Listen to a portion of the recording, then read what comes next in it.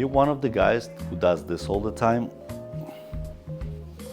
Trying to crack your back? Again, terrible idea. You're creating a laxity, you're stretching the ligaments, and you're exposing your discs to have a problem in the future. Do this instead. Lay on the floor, keep your knees at 90 degrees, lock them down, take the upper hand and reach back as far as you can.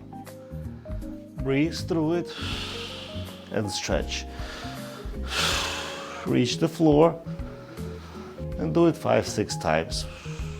Then turn around and do the same thing on the opposite side.